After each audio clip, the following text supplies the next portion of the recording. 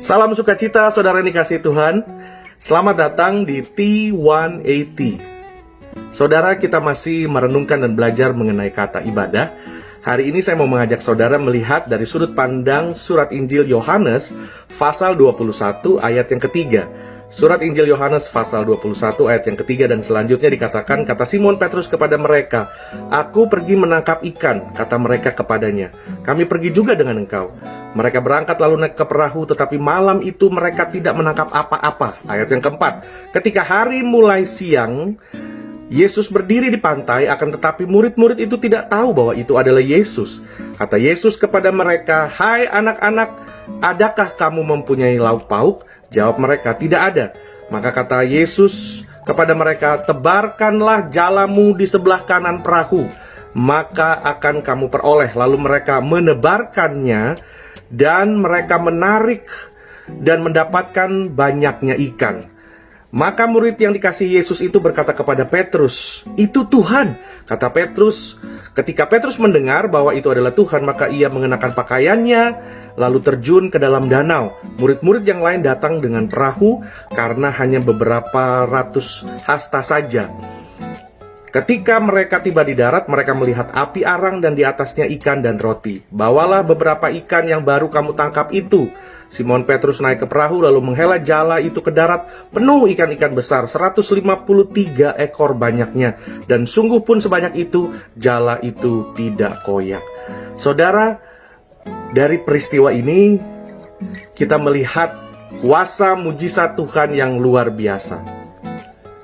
Nah, kita bersama-sama mengerti, saudara yang dikasihi Tuhan, bahwa di dalam hidup kita ini ada banyak kali kita tidak mengerti akan peristiwa-peristiwa, kejadian-kejadian yang terjadi di dalam hidup kita.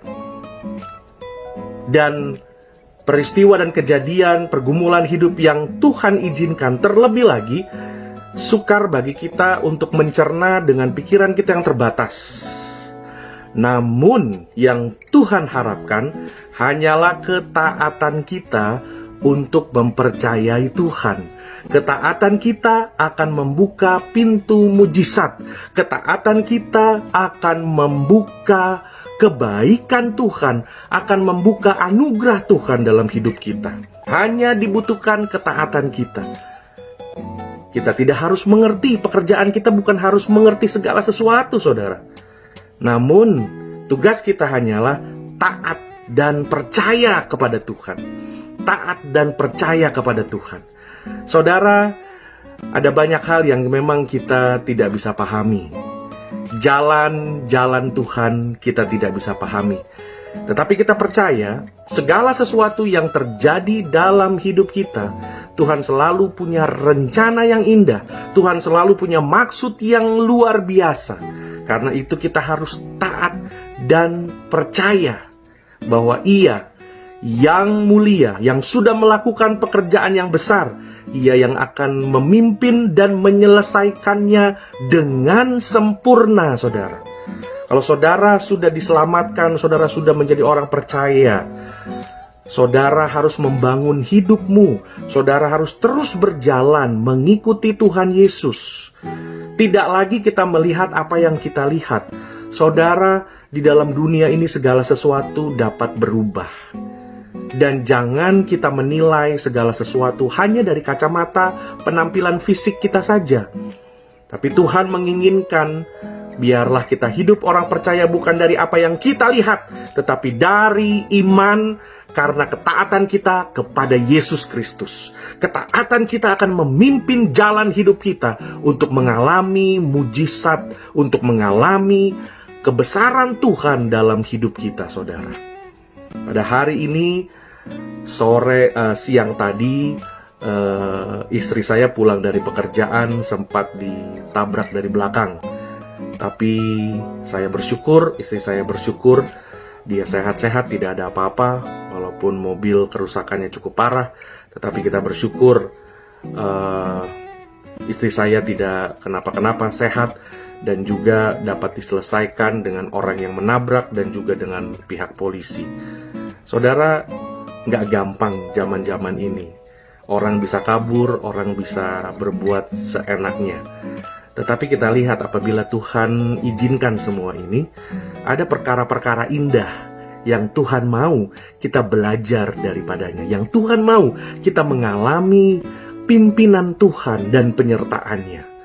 Saudara, sesungguhnya apa yang kita perlukan di dunia ini, saudara, bukan hanya sebatas kita perlu uang, bukan hanya sebatas kita perlu materi, bukan hanya sebatas kita perlu kebutuhan-kebutuhan hidup yang dicukupkan. Bukan hanya itu saja, saudara.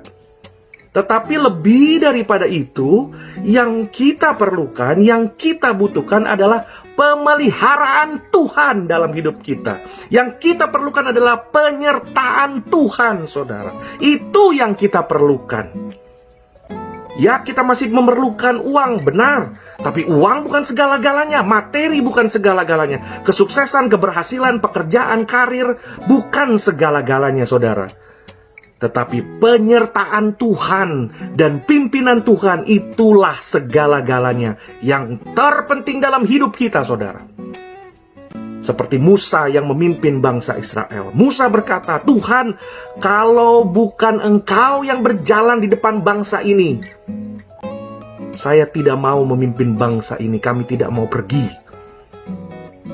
Biarlah itu yang menjadi doa kita juga, saudara. Tuhan, jika bukan Tuhan yang menyertai keluarga kami, jika bukan Tuhan yang memimpin hidup kami, jika bukan Tuhan yang berjalan bersama kami, jangan biarkan kami berjalan sendiri.